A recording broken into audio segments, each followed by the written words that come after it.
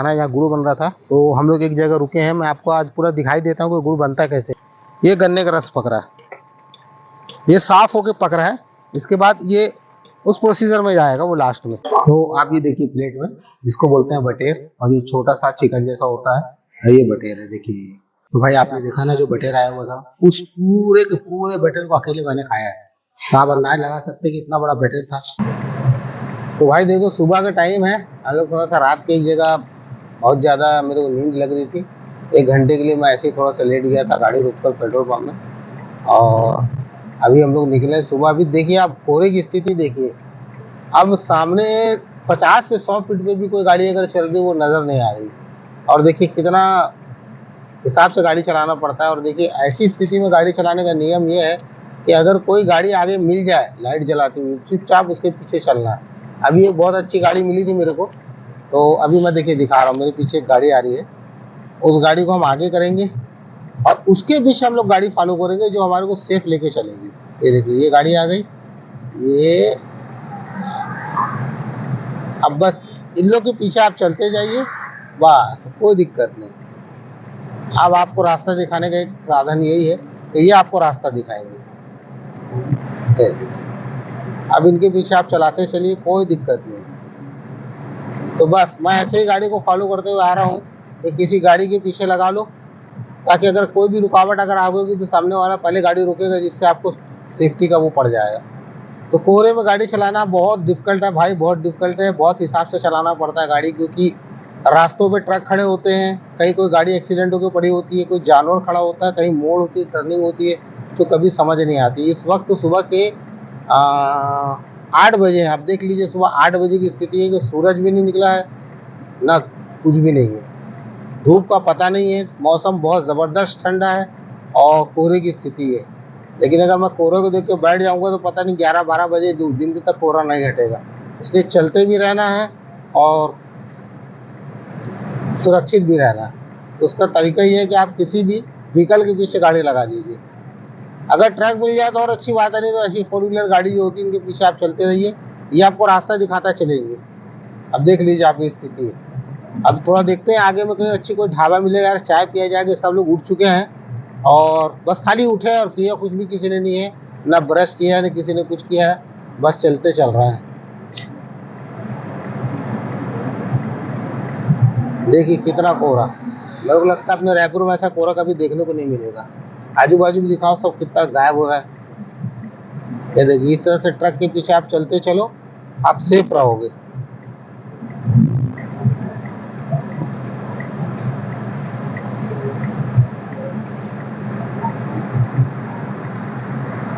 ये देखिए ऐसी ट्रक अगर आपके साथ चल रही है आप सुरक्षित चलते रहोगे।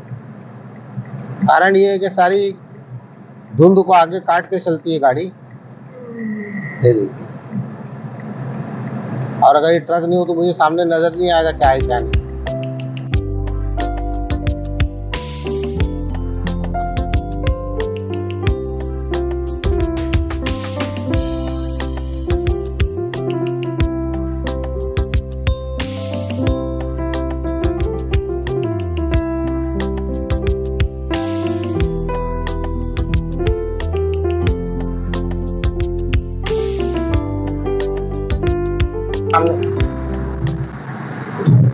तो हम लोग अभी सुबह उठने के बाद थोड़ा सा रेस्ट किए थे पेट्रोल पंप में। उसके बाद फिर सुबह उठ के कंटिन्यू गाड़ी हाईवे में चला रहे हैं। हम लोग अभी झांसी के काफ़ी आगे आ चुके हैं।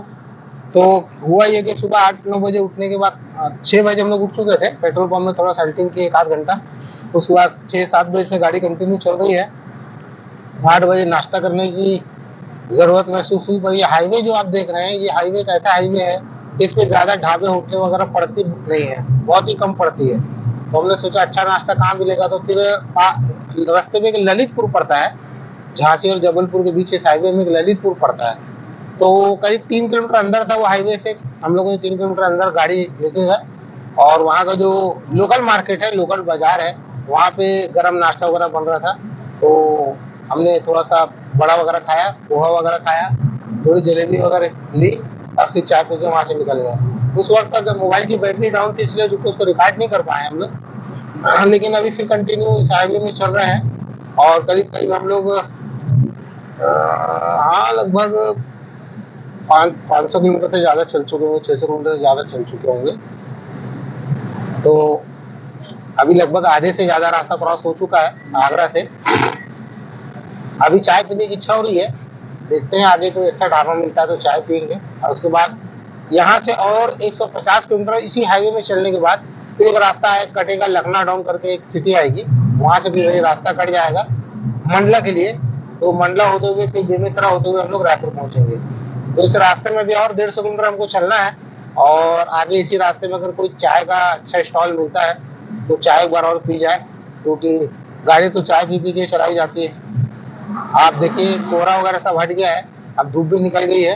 करीब 9 बजे, 9 या 10 बजे तक हम जब रास्ते में चल रहे थे काफी घना कोहरा था, बहुत ही ज्यादा घना कोहरा था। उसके बाद फिर थोड़ा आगे बढ़ने के बाद ये कोहरा हटा है और अब रास्ता क्लियर हो गया है, इसलिए गाड़ी हम पूरा मस्त चला रहे हैं।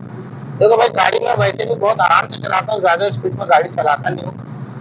मैं गाड़ी 80-90 के बीच में चलाता हूँ, एकदम कॉन्स्टेंट स्पीड में चलाता हूँ, क्योंकि ज़्यादा तेज चलाने के अगर आप गाड़ी चलाते हैं तो आपको थकान हो जाएगी, और थकना है नहीं, आपको सफ़र लंबा करना है। तो लंबे सफ़र में आपको रिलैक्स होकर गाड़ी चलाना है, तो एक छोटी सी एक स्पीड में आपको चलते रहना है, 80, 70, 80, तो आप कवर भी कर लेते हैं, आपको थकान भी नहीं होती। और मैं वैसे भी गाड़ी बहुत आराम से चलाता हूँ, हड़बड़ी करके कभी गाड़ी चलाता है। तो हमने लगभग जैसा गाड़ी चलाते हुए आए हैं, आधे से ज़्यादा रास्ता हमने कवर कर लिया है, और आगे भी हम गाड़ी आराम से ही चलाएंगे। और चलिए फिर देखते हैं आगे में अगर चाय का ठेला मिलता है तो टी ब्रेक लेंगे, उसके बाद फिर आगे आपको दिखाते हैं। इधर देखो भाई, गन्ने की खेत कट रही है। आप गन्ने के खेत से गन्ने के फसल को काट के यहाँ पे गुड़ बनाने का काम चल रहा है। देखो एक लाइन से जो धुआं आप देख रहे हैं ये सब गुड़ है। देखो ये देखो, ये सब गुड़ का काम चल रहा है, गुड़ बन रहा है इसमें।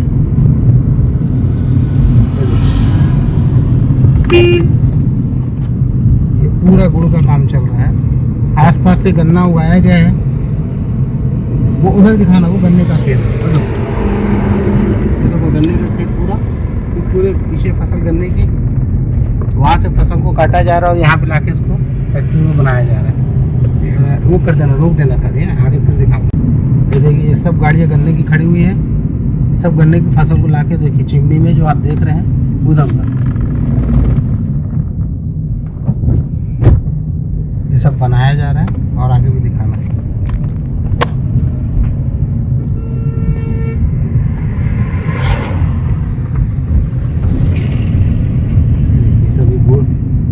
और ये ताज़ा गुड़ बड़ा अच्छा लगता है। अगर आप तुरंत बना हुआ गुड़ जो होता है, आधे घंटे का बना हुआ गुड़, उसको आप खाएंगे और बाद में रखा हुआ गुड़ खाएंगे, दोनों के टेस्ट में काफ़ी फर्क रहता है। देखिए कितनी गाड़ियाँ यहाँ, पूरे कारखाने ही गुड़ के हैं, लाइन से गुड़ की वो डाली गई है चक्की।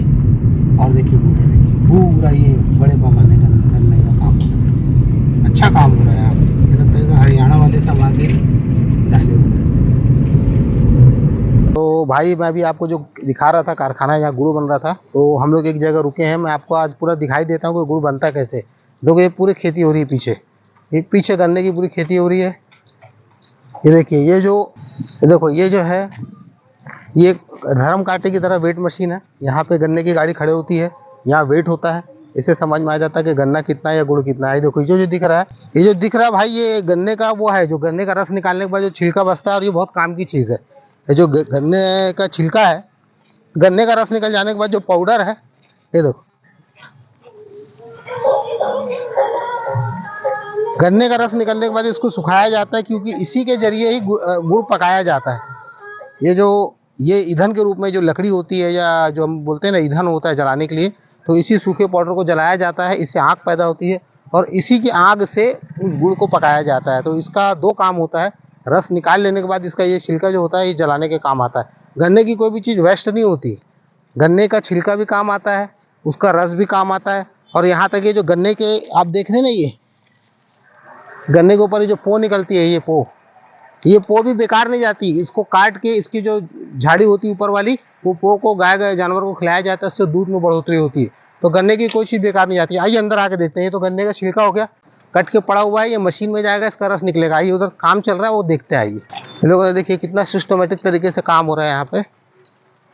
पूरे योजनाबद्ध तरीके से। चलिए सबसे पहले तो गन्ने का रस जो निकल रहा है वो दिखाते हैं आपको, आइए। देखो भाई ये मशीन है, इसी में गन्ने को डाला जा रहा है और गन्ने का रस निकलता है। अब इस मशीन को देखिए, ये बहुत हाई टेक्निक मशीन है। ये वो मशीन नहीं जिसमें एक बार डाल के फिर दोबारा आगे पीछे गन्ने का रस निकालते हैं, वैसा नहीं।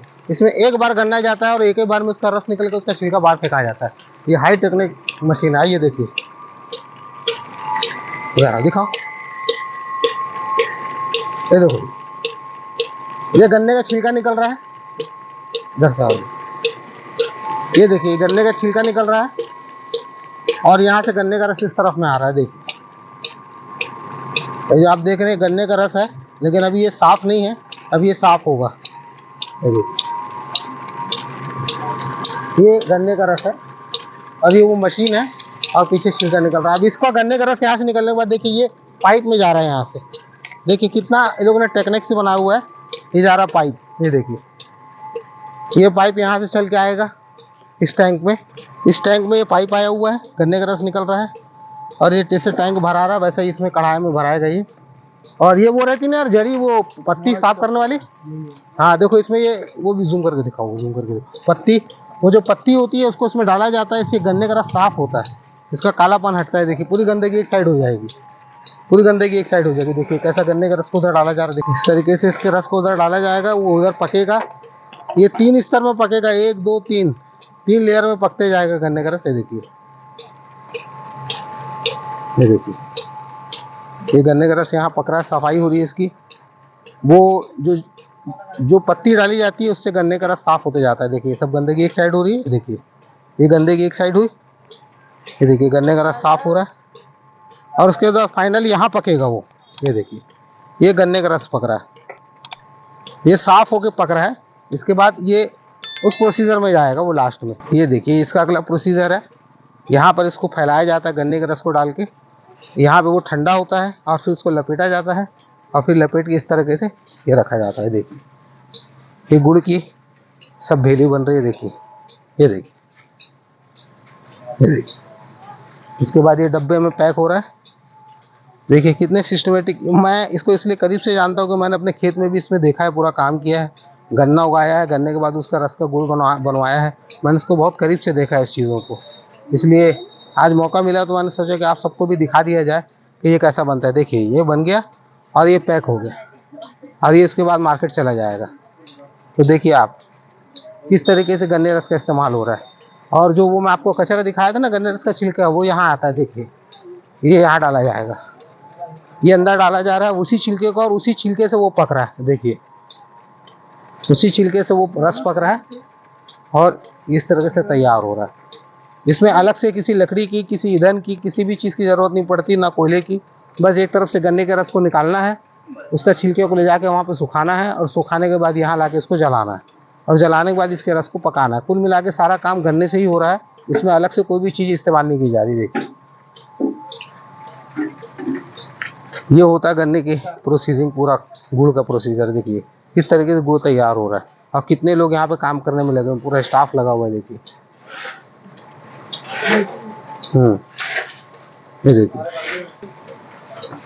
तो आज मौका मिला, रास्ते में निकल रहे थे हम लोग तो ये कारखाना दिखा, तो हम लोग सोचा चलिए आपको थोड़ा सा दिखा देते हैं कि गन्ने से गुड़ कैसे बनता है। वैसे मेरे देखने वाले चैनल बहुत सारे लोग जान ही रहे होंगे, लोगों ने देखा है गुड़ बनते हुए, लेकिन जिन लोगों ने नहीं देखा उनको समझ में आ जाएगा गुड़ कैसा बनता है। देखिए चलिए अब आगे चलते हैं। वैसे रास्ते में हम लोग रुक गए थे इसी को देखने के लिए, आगे कुछ नई चीज़ दिखती है तो आपको बताते हैं। आइए। तो देखो भाई ये हम लोगों ने थोड़ा सा गुड़ घर के लिए खरीद लिए। दिखाओ इधर थोड़ा सा, कितना फ्रेश गुड़ है। देखिए एक नंबर का फ्रेश गुड़ और छोटी छोटी चक्ती में है। तो वैसे तो रायपुर में गुड़ मिलता है, लेकिन फैक्ट्री का ताज़ा बना हुआ देखे थोड़ा लालच आ गई इसलिए ले लिया। और ये आपको बताओ ये गुड़ ज़्यादा महंगा नहीं है, पूरा गुड़ 50 रुपये का करीब 1.5 किलो है। चलो भाई अब आकर आगे चलते हैं और आगे कुछ नई चीज़ दिखती है तो आपको दिखाएं। तो बस देखिए अब हमारा हो गया यहाँ पे, आपको दिखा दिया हमने गुड़ का। अब यहाँ से हम आगे चलते हैं, अगर कुछ और नई चीज़ दिखती है तो आपको दिखाएंगे। पहले तो फिर जहाँ चाय पीने रुकेंगे या खाने के लिए रुकेंगे वहाँ आपको दिखाते हैं शूट करके। देखिए वो धर्म कांटा, वहीं पे सब लोड अनलोड होता है। इन्होंने बहुत अच्छे सिस्टम से बनाया हुआ है पूरा, क्योंकि इनको परमानेंट काम करना है। तो लोग ने बिल्कुल परमानेंट इसको किया है और अच्छे तरीके से किया है, मतलब जितना हो सकता है सिस्टम से किया है कि मतलब गन्ने के रस को लाने ले जाने का झंझट भी नहीं होगी। वही देखिए खेती कितने प्यारे ढंग से हो रही है, वो देखिए ड्रिप वाटर सिस्टम से सब खेती हो रही है। ये गन्ने की खेती में खासियत है भाई, गन्ना एक बार लगाओ लेकिन ये 3 साल तक फसल देता है। 3 साल तक मतलब इसको काट देने के बाद जो उसकी जो नीचे जड़ बचे रहेगी वो फिर गन्ना बनेगा, फिर अगले साल काट दो, फिर उसकी जड़ निकलेगी, फिर काट दो। 3 बार कटती है फसल। आने को तो चौथी बार भी आती है, लेकिन चौथी बार की फसल इतनी कमजोर होती है कि उसको फिर अगर गन्ना रस बनाने के लिए इस्तेमाल किया जाए तो फिर वो घाटे का सौदा हो जाता है। लेकिन 3 बार इसकी फसल निकलती है। तो पहले साल की, दूसरे साल की फसल बहुत मजबूत होती है, तीसरे साल की जो फसल होती है वो थोड़ी कमजोर, और चौथे साल की बहुत कमजोर होती है। तो 3 साल का प्रोसीजर होता है। एक बार अगर आपने गन्ना लगाया तो 3 बार उसका गुड़ बनाने का आपको मौका मिलेगा, फिर उसके बाद नए सिरे से आपको गन्ना लगाना पड़ेगा। तो आइए चलिए आगे देखते हैं। देखिए रोड शानदार है, कोहरा हट चुका है, रोड शानदार है, कोहरा हट गया, पूरा रास्ता क्लियर है और अब हम आगे की तरफ बढ़ रहे हैं। चलिए, 2 पहाड़ी के बीच से जाता हुआ रास्ता, हाईवे, थोड़ा सा फॉरेस्ट जैसा है। हालांकि यहाँ कभी कोई जानवर रास्ता मुझे डालेगा इसमें, हाँ डाल देगा। फॉरेस्ट, वो देखो गन्ने की गाड़ी पलट गई, शूट करो जरा। देखो भाई इधर देखो, साइड में यही होता है। ये अच्छी खासी बेचारा गन्ना लेके जा रहा था, इसकी गन्ने की गाड़ी पलट गई। ये दिखाओ, देखो गन्ने की गाड़ी पलट गई, पूरी ट्राली पलट गई। अब इसको वहाँ से वहाँ ट्रांसफर किया जा रहा है। दिखाओ, वाली ट्राली पे ट्रांसफर किया जा रहा है। ऐसा लगता है कि शायद ओवरलोडिंग की वजह से जरूरत से ज़्यादा इसमें गन्ना लाद दिया गया होगा और ये गन्ना जो है फिर अनबैलेंस होगा।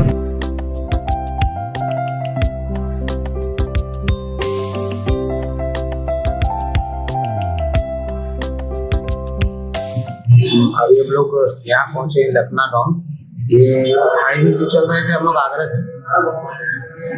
से जो हाईवे में चल रहे थे करीब 650-700 किलोमीटर चलने के बाद यहाँ पहुंचे हैं।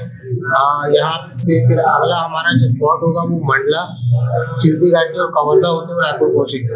तो करीब करीब घंटे 2 घंटे बाद छत्तीसगढ़ की बॉर्डर में आ जाएंगे और छत्तीसगढ़ के करीब ही है। अब देखते हैं, हम शाम तक तो रात तक पहुंच ही जाएंगे। थोड़ा अभी खाने के लिए बैठे, कुछ वेज मंगाया है, वेजिटेरियन कुछ हल्का फुल्का खाएंगे और फिर उसके बाद आगे निकलते हैं। तो भाई ये हम लोग बस स्टैंड के पास होटल हुए है और आप देखिए हम लोग अभी खाने में जो बनाए हुए थे। देखो भाई, हम लोग सिर्फ नॉन वेज नहीं खाते भाई, वेजिटेरियन भी खाते हैं। आप देख सकते हैं यहाँ बैठ के हम लोग ने वेजिटेरियन का ही ऑर्डर किया है। ये एक थाली है, इस थाली में देखिए रोटी है और ये है गोभी की सब्जी और ये है भाटे की सब्जी और ये है दाल और ये सलाद और वो अचार। ये देखिए आयांग की भी थाली है, ये तरन्नुम की थाली है। और जहाँ तक मेरी बात है तो मैं इसी में से थोड़ा बहुत चख लूंगा, जो बहुत ज्यादा भूख नहीं है मेरे को, और इसी में जो है थोड़ा बहुत खा लूंगा। तो ये अभी थाली है, देखिए आप ये दोनों खा रहे हैं। और कैसी है भाई टेस्ट में, कैसी है टेस्ट में, है ना जोरदार?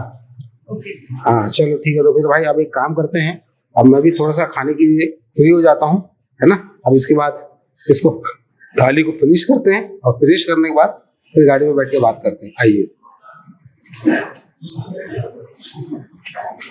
अब इसके बाद इसमें चावल भी आएगा, लेकिन ये रोटी खत्म होने के बाद। तो ये एक फिक्स थाली है, इसमें 5 रोटी और चावल के साथ ही सब्जी दी जाती है और इसका रेट है मात्र 80 रुपए। तो मेरे को तो ठीक ही लग रहा है, खाने के बाद पता चलेगा इसका टेस्ट कैसा है। चलिए खा के इसको फिर खत्म करते हैं।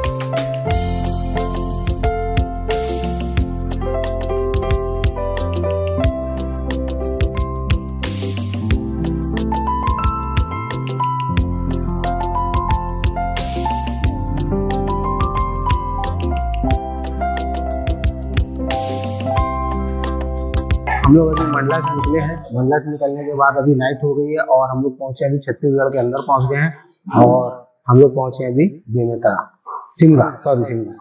तो शिमला पहुंचने के बाद हम लोग अभी खाना खाने के लिए यहाँ रुके हुए हैं और आपने जैसे कि वीडियो में देखा होगा कि ढाबे का नाम है ताज ढाबा।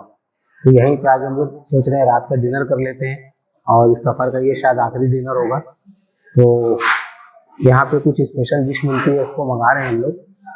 देखिए अभी ऑर्डर में आता है, आपको दिखाएंगे कि कुछ अलग प्रकार की डिश है और नॉन वेज में, तो इसको ट्राई करेंगे और आपको दिखाते हैं। तो हम लोग अभी शिमला के ताज ढाबे में बैठे हुए हैं और हम लोग ने अभी बटेर का ऑर्डर किया है। यहाँ स्पेशल बटेर मिलता है, बटेर का सालन। तो हमने अभी बटेर का ऑर्डर किया है और क्योंकि बटेर और कहीं मिलता नहीं भाई। हम लोग अभी शिमला में है और शिमला की एक होटल है ताज होटल, आप लोग शायद जानते होंगे। रायपुर से बिलासपुर जब भी आएंगे हाईवे रोड में पड़ती है ताज होटल और इस ताज होटल में स्पेशली बटेर के लिए फेमस है और बटेर यहाँ मिलता है। तो हम लोग भी आज बटेर खाने के लिए रुक गए क्योंकि हमारा ये आखिरी नाइट का डिनर है सफर का। इसके बाद हम लोग घर पहुंच जाएंगे तो उसके बाद फिर रास्ते के जायके आपको बता नहीं पाएंगे। तो ये इस रास्ते के जायके का आखिरी जायका है जो हम लोग यहाँ आपको बताने वाले हैं। स्पेशल बटेर का सालन मैंने मंगवाया अभी, आप देखिए तो वो बटेर आ रहा है और ये बटेर पूरे छत्तीसगढ़ में और कहीं भी नहीं मिलता, किसी भी जगह नहीं मिलता। मैंने तो अभी और तक कहीं नहीं देखा है और अगर आप लोगों ने कहीं और बटेर का सालन या बटेर की तरकारी खाई हो तो मुझे बताइएगा जरूर। लेकिन मेरी जानकारी में यही मिलता है और मैंने तो काफी जगह देखा कहीं कुछ मिलता नहीं चिकन के अलावा। तो अभी बटेर का सालन मंगाए हैं, अभी देखते हुए आ रहा है और वो खाने में कैसा और उसका साइज कैसा है मैं आपको देख के बता रहा हूँ। तो आइए बस देखते हैं बटेर का सालन। तो ये जो सामने सामने आप जो देख रहे हो सिंदरी में, ऐसा है बटेर। ये बटेर है और भी बहुत सारी डिश है लेकिन स्पेशल बटेर यहाँ का फेमस है और हम लोग इसी को खाने के लिए रुके हैं। अभी देखते हैं वो बटर जैसा फोटो में दिख रहा है वैसे ही है या डिफरेंस है, ये आने के बाद पता चलेगा। तो भाई मैंने कोल्ड ड्रिंक की बोतल मंगाया था तो भाई साहब ने उसको पूरी गिलास में निकाल के ला दी है। अभी इसमें कोल्ड ड्रिंक में क्या कुछ बचेगा नहीं, गैस वगैरह सब खत्म हो जाएगी। तो आप ये देखिए प्लेट में जिसको बोलते हैं बटेर और ये छोटा सा चिकन जैसा होता है, ये बटेर है। देखिए ये स्पेशली यही मिलता है और मैं यहाँ पहले भी एक दो बार खा चुका हूँ और अभी दूसरी तीसरी बार खा रहा हूँ। तो मुझे उम्मीद कम थी कि मिलेगा लेकिन मिल गया। वैसे यहाँ तीतर भी मिलता है, बटर भी मिलता है, लेकिन आज इसके फाकर तीतर नहीं था तो सिर्फ बटेर है, मैंने बटेर मंगाया है। तो ये देखिए ये बटेर है। तो अगर आप लोग बटेर खाने के शौकीन हो और सबका शौक रखते हो तो शिमला आइए, ताज होटल आइए और बहुत बेहतरीन यहाँ का खाना होता है। मैं भी इसको टेस्ट करके बता रहा हूँ कि कैसा लगता है।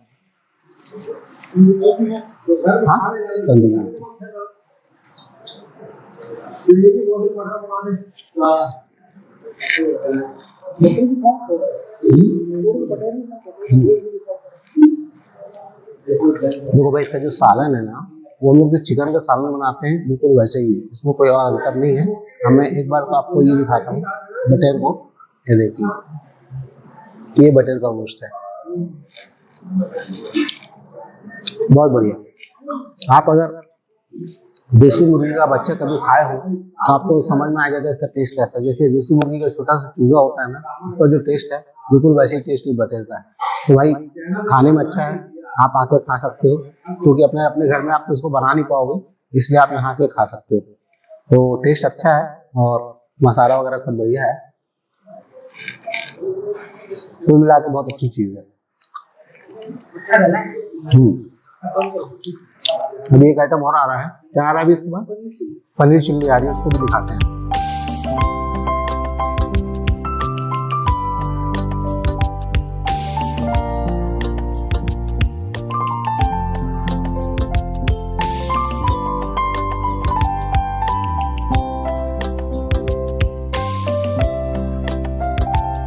इसको पहले तला गया, फ्राई किया गया, फ्राई करने के बाद इसको सालन बनाया गया। तो ये बिल्कुल आप जैसे चिकन खाते हैं वैसे ही है, इस प्रकार से चिकन जैसे ही है, लेकिन अब जिसको बटेर का शौक है उसको बटेर ही समझेगा। और अब अगर चिकन खाना चाहते हैं तो यहाँ चिकन भी मिलता है और मटन का भी सालन मिलता है, चिकन भी मिलता है, सब्जी भी मिलती है, सभी चीजें मिलती है। और स्पेशल ये खास वैसे लोग ढाबे में यहाँ बटेर खाने के लिए ही आते हैं और 12 महीने यहाँ बटेर मिलता है। आपने जैसे पोस्टर में देखा बटेर का सालन यहाँ मिलता है, फ्राई बटेर मिलता है, सब बटेर का आइटम स्पेशल यहाँ लोग खाने आते हैं। तो मैं जब यहाँ से गुजर रहा था तो मैंने सोचा कि जब खाना खाना ही है तो फिर क्यों ना यहाँ खाया जाए, ताकि कुछ अलग चीज हो जाए और आपको भी खाने में भी काम आ जाएगी। इसके लिए मैं यहाँ पे आ गया। तो चलो भाई इसको भी फिनिश करते हैं, तो मिलते हैं। तो भाई जैसा मैंने थोड़ा सा वेज ऑर्डर किया था, यहाँ पे पनीर चिल्ली ऑर्डर किया था, देखिए, और आ गया पनीर चिल्ली। तो ये है पनीर चिल्ली, ये देख सकते हैं, ये पनीर चिल्ली देखिए, इसमें ये स्टिक अभी लगाए गए हैं इसको हाथ से खाने के लिए। तो मैं इसे रोटी से खाने वाला हूँ, तो चलिए मैं इसको ट्राई करते हैं।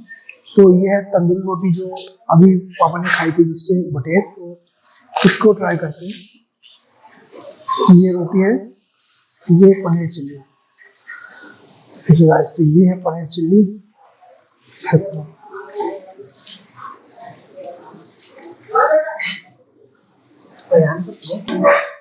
पनीर चिल्ली ड्राई बहुत है, जिसमें ग्रेवी नहीं है ज्यादा, ठीक है, लेकिन सॉफ्ट बढ़िया है, और अच्छे से टमाटो सॉस डाला गया, बढ़िया है, ठीक है। तो भाई आपने देखा ना जो बटेर आया हुआ था, उस पूरे के पूरे बटेर को अकेले मैंने खाया है। तो आप अंदाज लगा सकते हैं कि इतना बड़ा बटेर था, मैंने कितनी मुश्किल से उतने बड़े बटेर को पूरा खाया है। तो बटेर हो गया है फिनिश, खाना हो गया है दिया है, और अब अपना कोटा फुल है। अब सीधा रायपुर चलना है, रायपुर घर जाएंगे और फिर घर में जाके मिलते हैं। जब तक मिस्टर आयन भी अपना पनीर चिल्ली वगैरह जो फिनिश कर लेंगे, और मैं भी हाथ वगैरह धो के बाहर निकलने की तैयारी करता हूँ। तो चलिए भाई आगे मिलते हैं। तो भाई अब खाना पीना तो सब हो गया, और मैं एक बात आपको बताना भूल गया, अभी जो मैंने बटेर मंगवाया था, है तो ये बटर ही, लेकिन आप जो अगर सोच रहे हो देसी बटेर है, तो ये देसी बटर नहीं होता है, ये फार्म में पाला हुआ जो बटर होता है वही होता है। तो आप इसको देसी बटर समझ के खाने मत आइए। फार्म में जो पालते हैं वही बटर लोग को, हाँ, फार्म का जो पाला हुआ बटेर है उसी बटर को इजाजत है यहाँ बनाने की, वरना वो तो बैन भी है देसी बटेर। तो आप बटेर अगर खाना चाहते हैं तो यहाँ आ सकते हैं, लेकिन फार्म का जो बटेर पाला हुआ होता है, पालन करके जो पाला जाता है, वही बटेर यहाँ मिलता है, और हमने वही बटेर अभी खाया है। तो बस अब रायपुर चलने की तैयारी है, तो बस हम लोग अब निकलने वाले हैं, और उसके बाद हमारी मुलाकात घर पहुंचने की होगी, और लगभग हम लोग 1 घंटे के अंदर अंदर घर पहुंच जाएंगे। तो 12 बजे के आसपास हम लोग अपने घर के अंदर होंगे। तो चलिए फिर घर चल के मिलते हैं। तो भाई हम लोग अभी खाना खा के बाहर निकल चुके हैं, और आपने जैसे देखा कि ताज होटल में हमने बटेर खाया है। तो आपको एक जानकारी के लिए बता दूं, ये बटेर है जरूर, लेकिन ये वो देसी बटेर या जो जंगली बटेर होता है उड़ता है जो वाला बटेर नहीं है। ये इसकी फार्मिंग की जाती है, इसको पाला जाता है, और ये पाल कर इसको बेचा जाता है। वो वाला बटेर आपको भी मिल जाएगा, आप मार्केट में ढूंढोगे तो फार्म वाला बटेर मिलता है, आपको भी मिल जाएगा, पर यहाँ पे बना बनाया रेडीमेड मिलता है। और देखिए हमने जो खाया था वो सालन है, आप चाहें तो बटेर फ्राई, बटेर तंदूरी, इस तरह से जैसे चिकन होता है वैसे भी मिलता है, उस सब तरीके से बना के लोग देते हैं। तो आप इसको देसी बटेर से समझ के खाने मत आइए, फार्म का बटेर है, हमको भी मालूम है और आपको भी मालूम होना चाहिए। आप यहाँ पे आ सकते हैं खाने के लिए, क्योंकि वो देसी बटेर बैन लगा हुआ है, प्रतिबंधित है, ना उसको पकड़ा जा सकता है, ना उसको काट के खाने का इजाजत है। तो फार्म का बटेर ही बिकता है, आप यहाँ पे आके खा सकते हैं। तो चलिए अब हम निकल रहे हैं, आप सामने देखिए, हम लोग अब रायपुर के लिए निकल रहे हैं। अब मात्र रायपुर यहाँ से 40 किलोमीटर की डिस्टेंस में बचा हुआ है, जिसको हम लोग 1 घंटे के अंदर अंदर 45 मिनट के अंदर अंदर कवर कर देंगे, और फिर चलिए घर पहुँच के फिर बातें करते हैं। तो भाई फाइनली हम लोग रायपुर पहुँच गए हैं अपने घर में, और पिछले 8 दिन से हम लोग सफ़र कर रहे हैं। आपने देखा कि पिछले शुक्रवार के हम रात के 11 बजे घर से निकले थे, और ये शुक्रवार के दिन हम लोग रात के 12:30 बजे अपने घर आ गए, यानी कि लगभग 8 दिन कंटिन्यू हमने सफ़र करके 3000 किलोमीटर गाड़ी चलाई है। और इस 3000 किलोमीटर में 1300 किलोमीटर गाड़ी मैं कल से चला रहा हूँ। सुबह 11 बजे से मैं निकला था अलीगढ़ से, और अलीगढ़ से निकलने के बाद अभी तक कंटिन्यू मैंने गाड़ी चलाई है। 33 घंटे से गाड़ी चला रहा हूँ, 1300 किलोमीटर गाड़ी चला के मैं आया हूँ। वैसे सफ़र तो 40 घंटे का था, लेकिन 33 घंटे मैंने गाड़ी चलाई है। तो आप अंदाज़ा लगा सकते हैं कि 1300 किलोमीटर कंटिन्यू गाड़ी चला के 33 घंटे में मैं यहाँ अगर आया हूँ, तो मेरी हालत कितनी ख़राब हो गई, क्योंकि अकेले ड्राइव मैंने किया है। तो भाई मैं बिल्कुल बात करने के भी कंडीशन में हूँ नहीं, और बहुत थका हुआ हूँ, मुझे भी आराम की सख्त ज़रूरत है। तो बाकी बातें मैं कल दिन में करूँगा, आपको सफ़र के बारे में और कुछ बताऊँगा, वो बातें सब कल दिन में होगी। तो अभी मुझे इजाज़त दीजिए, मुझे सोना है और आराम करना है। चलिए चलते हैं, गुड नाइट। तो भाई लोग, आप लोग ने देखा है ब्लॉग कि हम लोग कैसा सफ़र किए, और हम लोग कल रात के आ गए थे यहाँ पे, और थकान बहुत थी, तो कल रात के ज़्यादा हम कुछ बात कर नहीं पाए। वैसे तो देखिए थकान तो अभी भी थोड़ी सी है ही मुझे, और साथ ही मुझे थोड़ी सी सर्दी का भी एहसास हो रहा है, आप मेरी आवाज़ से अंदाज़ा लगा ही रहे होंगे। तो सफ़र काफ़ी इंटरेस्टिंग था, बहुत मज़ेदार भी था, और आपने भी इंजॉय किया है इसमें। हमने बहुत सारी डिशें खाई हैं और बहुत कुछ आपको दिखाया भी है। तो यहाँ पे हमारा पूरा जो ब्लॉग अब तक हमने जो वीडियो बनाया, आपने जो 3-4 उस स्टेप्स में देखा है वीडियो को, वो यहाँ आके हमारा एंड हो जाएगा, क्योंकि हमने जो भी सफ़र अब तक किया है उसका ये आखिरी ब्लॉग है जो आपने देखा है अब तक। तो भाई आप हमको बताइए कि ये ब्लॉग आपको कैसा लगा, जो हमने सफ़र किया, टूर किया, जो जो हमने बताया। देखिए वैसे तो ज़्यादातर हमने आपको इसमें खाने की चीज़ें ही बताई है, और खाने की डिश इसलिए ज़्यादा बताई कि हम लोग सफ़र में खाते बहुत हैं भाई, खाते पीते रहते हैं, और खाने के साथ साथ घूमना भी हुआ है। तो क्या क्या हमने खाया, किसका टेस्ट कैसा था, किस शहर में क्या मिला, ये हमने आपको बताने की कोशिश की। अगर आप उस शहर में कभी फ्यूचर में जाते हैं तो आप हमारे इस वीडियो को देख के जाइए, तो आपको वो चीज़ें खाने में आसानी होगी। अच्छा भाई, एक बात और बताना है मेरे को, कि बहुत से लोग मेरे को मुझसे पूछते रहते हैं कि भाई आप कार से क्यों अजमेर जाते हैं, कार से कलकत्ता क्यों जाते हैं, कार से यहाँ के वहाँ, ट्रेन से भी जा सकते हैं, फ्लाइट से। तो भाई मैं आपको बता दूं, मैंने फ़्लाइट में भी सफ़र किया है, ट्रेन में भी सफ़र किया है, और कार में भी सफ़र किया है, बाय रोड भी किया है। देखिए एक्चुअल में हर किसी के सफ़र करने का मकसद अलग होता है। सफ़र 3 तरह से होते हैं भाई। एक तो आप पहला सफ़र कंफर्टेबल करना चाहते हैं, यानी आपको यहाँ से अजमेर जाना है तो कुछ कंफर्टेबल जाना है, आपको कोई झंझट नहीं चाहिए, तो आप सीधा ट्रेन की एसी थर्ड 3 टायर एसी की थर्ड एसी की टिकट बनाइए, चुपचाप ट्रेन में जाइए, आराम से सो जाइए और सीधा अजमेर में जाके उतरिए, कोई झंझट नहीं। इससे अच्छा कंफर्टेबल सफ़र हो ही नहीं सकता, कोई है भी नहीं। ये है कंफर्ट सफ़र।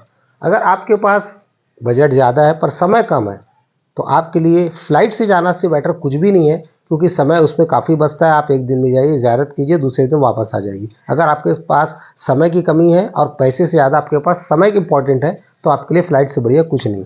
तीसरा तरीका है बाई रोड, कार से जाना या टैक्सी से जाना या अपने वाहन से जाना। इसमें जाने का मतलब ये होता है कि आप लाइफ को एंजॉय करना चाहते हैं, आप सफ़र को एंजॉय करना चाहते हैं, आप सिर्फ मंजिल में नहीं जाना चाहते, आप उस मंजिल तक जाने वाले उस रास्ते को भी एंजॉय करना चाहते हैं, हर पल, हर मिनट और हर जगह को एंजॉय करना चाहते हैं, तब आप बाई रोड सफ़र कीजिए। देखिए बाई रोड कंफर्ट तो नहीं है, लेकिन तकलीफदायक भी नहीं है। कंफर्ट इसलिए नहीं है कि पैर आप फैला नहीं सकते, पैर आपको बेंड कर करके चलना है, लेकिन आप जगह जगह उतरते रहते हैं तो प्रॉब्लम नहीं है। आप जब बाई रोड सफ़र करते हैं, आपको खाना अच्छा मिलता है, आपको नई जगह देखने मिलती है, नए लोग मिलते हैं, शहर के अंदर से आप जाते हैं, वहाँ का कल्चर, वहाँ का आप ऐतिहासिक स्थल, वहाँ के लोग, वहाँ का खान पान, रहन सहन, रीति रिवाज, इससे आप बहुत करीब से देखते हुए जाते हैं और बहुत नज़दीक से उनसे मिलते हुए जाते हैं, तो आपको उनके बारे में जानकारी मिलती है। ट्रेन से या फ्लाइट से तो आप सीधा जाएंगे और उतर जाएंगे, उसके अलावा कुछ भी आपको पता नहीं चलेगा। पर जब बाई रोड से जाएंगे तो हर शहर के अंदर से जाने से आपको वहाँ के लोगों से मिलना मिलाना और खान पान से आप जब मिलते हैं तो आपको समझ में आता है कि आप अपने शहर में और वो शहर में क्या अंतर है, वहाँ के लोग कैसे जी रहे हैं, आप कैसे जी रहे हैं, आप कहाँ हैं, वो कहाँ है, ये सब आपको जानकारी मिलती है और हर पल इंजॉय होता है। तो भाई हम लोग कोशिश करते हैं लाइफ में इंजॉय करने की। हम सिर्फ मंजिल तक नहीं जाते हैं, हम उस सफ़र को भी इंजॉय करते हैं, हर जगह हर स्टेट को इंजॉय करते हैं, ये हमारा मकसद है। रही बात ट्रेन की, तो ट्रेन हमने बहुत सफ़र किया है, और अगर फ्यूचर में कभी ट्रेन में सफ़र करेंगे तब उसका भी आपको ब्लॉग बनाएंगे और उसको भी आपको दिखाएंगे। तो जब तक शरीर में ताकत है, जब तक हिम्मत है, तब तक तो कार से भी जाएंगे, और जब ऐसा वक्त आएगा तो ट्रेन से करना होगा तो ट्रेन से भी करेंगे। हमारे लिए तो सब बराबर है, हम तो सब तरीके से सफ़र करते हैं।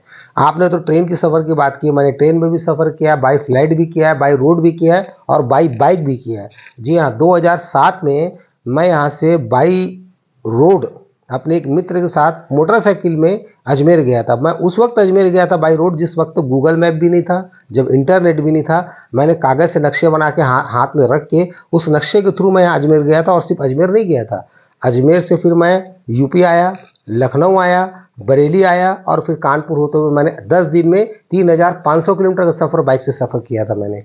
तो मैंने वैसा भी सफ़र किया है। तो सफ़र करने के तो बहुत से तरीके हैं, तो मैंने हर तरीके से सफ़र किया है। मेरे लिए तो सभी सफ़र एक बराबर है, मैं सब तरीके से सफ़र करता हूँ। मैं सफ़र को एंजॉय करता हूँ हर जगह पे, हर समय में, ट्रेन में भी, फ्लाइट में भी और बाई रोड भी। खैर आपको जैसा कंफर्ट लगता है आप वैसा सफ़र कीजिए, मगर आप सफ़र की को एंजॉय कीजिए। ट्रेन में भी जाते हैं तो सिर्फ सोइए मत, वहाँ से लोगों से मिलिए, बात कीजिए, कौन सा स्टेशन है क्या है, इसको एंजॉय कीजिए। हम लोग एंजॉय करने के लिए सब वीडियो बनाते हैं, हम लोग एंजॉय करने के लिए सफ़र करते हैं, ताकि एंजॉय भी हो और एक नॉलेज भी बढ़े और पता चले कि आगे क्या है। तो भाई ये है उसका कारण जो हम लोग बाई रोड जाते हैं, और ऐसी कोई ख़ास बात नहीं है। बाई रोड जाने में तो आपको ट्रेन से जाने में ज़्यादा ही खर्चा होगा, ये मैं आपको बता दूं। हाँ, लेकिन ये है कि अगर 4 लोग जा रहे हैं तो आप अगर ट्रेन पे जा रहे हैं एसी में और बाई कार जा रहे हैं 4 लोग मिलके, तो लगभग उसके आसपास ही पड़ता है जितना आपका ट्रेन का किराया होता है, उसके करीब करीब ही जाता है। तो ये है कि ट्रेन में खाने वाने में मज़ा नहीं आता भाई। मैंने ट्रेन में सफ़र किया हूँ, खाना अगर आप घर से लेके जा रहे हो तब तक तो ठीक है, वरना प्लेटफॉर्म में, रेलवे स्टेशनों में यहाँ कुछ खाने वाने अच्छे मिलते नहीं, चाय बढ़िया मिलती नहीं। बाई रोड अगर आप जाते हैं तो हर ढाबे में आप गर्म खाना बनवाइए, हर ढाबे में आप गर्म चाय पीजिए, जहाँ मूड हो रहा है वहाँ गाड़ी को रोकिए। देखिए हम लोग तो दिन ही दिन सफ़र करते हैं, बहुत ही मजबूरी हो तो रात में निकलते हैं कहीं पर, अगर हमको जल्दी कवर करना हो या ट्रैफिक से बाहर निकलना हो तो मैं करता हूँ, ज़्यादातर तो वो लोग कम ही करते हैं। तो हम भी कोशिश करते हैं कि हम सफ़र दिन ही दिन करें। सुबह हम गाड़ी चलाते हैं 9-10 बजे और रात के 8 बजे जिस शहर में जाते हैं वहाँ फर्स्ट क्लास होटल लेते हैं, एसी रूम लेते हैं, बढ़िया लात तान के सोते हैं। ये हमारे सफ़र करने का तरीका है। इससे हमको सफ़र कंफर्टेबल भी होता है और कोई प्रॉब्लम भी नहीं आती और हर चीज़ को करीब से देखने का मौका मिलता है। तो हमारा ये सफ़र भी जो था वो बाई रोड था, इसीलिए कि आपको एंजॉय हम जो कर रहे हैं वो दिखा सकें, सफ़र की जानकारी दे सकें, इसके लिए हमने बाई रोड किया है। तो आप हमको बताइए कि ये आपको हमारा जो वीडियो था, व्लॉग था, वो कैसा लगा, और अगर आप आगे हमें सजेशन देंगे तो हमारा अच्छी वीडियो बनाएंगे। आप हमें बताइए हमें और कहाँ जाना चाहिए, हम आपके लिए वहाँ भी जाके ब्लॉग बनाएंगे। तो अयान भाई आप कुछ बताइए, अयान साहब कुछ बताइए, आपको कैसा लगा, हाँ, आपको ये सफ़र कैसा लगा? मैं क्या एक चीज़ क्या कहना चाहता हूँ, जैसे कि व्यूअर्स कह रहे थे कि बाय रोड क्यों ट्रैवल कर रहे हैं। तो जैसे कि आपने देखा कि हम जो सीनरी का रिकॉर्ड कर रहे थे, गन्ने के बीच में अपन रुके और बहुत सारी चीज़ें जैसे बाय रोड अपन ने दिखाया, चाय की दुकान में रखे, तो वहाँ रुक ही नहीं सकते ट्रेन में रहे तो या फ्लाइट में रहे तो बाय रोड जाने का ये बहुत बड़ा फ़ायदा है, कि आपको जिसमें सब हमें करीब से सब कुछ देखने करीब से देखने मिलता है। जो जगह आप देख रहे हैं, आप 5 मिनट के लिए वहाँ ठहर सकते हैं, देखने के लिए वो जगह कैसी है, क्या कर रहे हैं वहाँ पे लोग, कैसे वहाँ पे चलता है। जैसे आपने गन्ने को देखा, गन्ने का हमारा प्लानिंग थी नहीं, लेकिन हमें मिला, हमें दिखा, हमें लगा कि अब आप देखिए, हम जो खंडवा के रूट पे गए थे, हमारा इंदौर का जाने का ब्लॉक था। अगर हम ट्रेन में होते तो सीधे इंदौर चल लेते, खंडवा हमको पता नहीं चलता। हम बाई रोड थे, लेट हुए, खंडवा रुके, नाइट हल्टिंग किए, सुबह जब उठे तो हमने आपको किशोर कुमार के बहुत बड़े फैन से मिलवाया था, जिन्होंने गाना वगैरह हमको सुनाया। अगर हम ट्रेन में होते तो क्या उनसे हमारी मुलाकात हो सकती थी? नहीं हो सकती थी। हम सीधा इंदौर चले जाते और ना तो हमें इंदौर का खंडवा का ना तो जायका मिलता, ना वहाँ की जलेबी हमको मिलती, और ना वहाँ किशोर कुमार का घर देख पाते और ना किशोर कुमार के फैन से मुलाकात हो पाती। तो कई बार ये भी होता है कि आप बाई रोड जब जाते हैं तो ये नई चीज़ें भी आपके साथ जुड़ जाती हैं। हुँ। तो गाइज़, अगर आपको हमारा ये व्लॉग अच्छा लगा हो, तो प्लीज़ हमें सजेस्ट कीजिए कि और हम कहाँ जा सकते हैं, क्या करें, या फिर किसी और चीज़ को आपने मिस कर दिया है इंदौर में, अजमेर में। तो गाइज़, हमारे व्लॉग्स को देखने के लिए आपका थैंक यू। आप हमें इसी तरह सपोर्ट करते रहें। अब इंशाअल्लाह क्या नाम से हम और नए ट्रिप पे हाँ, निकलेंगे, जब निकलेंगे और तो हम आपको बताएँगे। और वैसे हमारा भी कुछ लोकल बनाएँगे बीच में। और इंशाअल्लाह हमारे चैनल पे नया कुछ टाइम बाद जॉइन बटन भी आ जाएगा, तो उससे आप जॉइन कर सकते हैं। वैसे वो थोड़ा-सा और ज़्यादा बड़ी बात है, लेकिन पहले मोनेटाइज़ तो हो जाए, है ना? तो मोनेटाइज़ हो आप जाए। कहना चाहेंगे एंडिंग? हाँ, अभी अभी तो लॉन्ग ट्रिप से आए हैं, तबीयत भी थोड़ी गड़बड़ है, तो ये तो तुरंत तो नहीं जा पाएँगे। हाँ, लॉन्ग ट्रिप में कोशिश हमारी तो बनते रहती है ट्रिप। अभी हम कोशिश करेंगे बीच में कि आपको कुछ लोकल रायपुर के आस-पास का या लोकल रायपुर में जो भी ऐसी चीज़ें हैं जो आपको नॉलेज में नहीं है, तो वो सब हम दिखाने की कोशिश करेंगे। तो अभी हम ज़रा थोड़ा-सा हमारा स्वास्थ्य सही हो जाए और थोड़ा हम घर की व्यस्तता से ज़रा फ्री हो जाएँ, उसके बाद तो आपको बहुत सारी नई चीज़ें दिखानी है। बस आप इनकी जानकारी लेने के लिए, नई चीज़ों को देखने के लिए हमारा चैनल ज़रूर देखते रहें और उसको लाइक करते रहें, क्योंकि इसको लाइक करते रहेंगे, देखते रहेंगे तो मैं आपको ये दावे से कह सकता हूँ, आपको बहुत सारी नई चीज़ें देखने मिलेगी, बहुत नई जानकारी मिलेगी जो आपको लाइफ में बहुत काम आने वाली है। तो हमारे चैनल को लाइक कीजिए, सब्सक्राइब कीजिए और सबसे बड़ी चीज़ देखते रहिए। Thank you. बाय। बाय।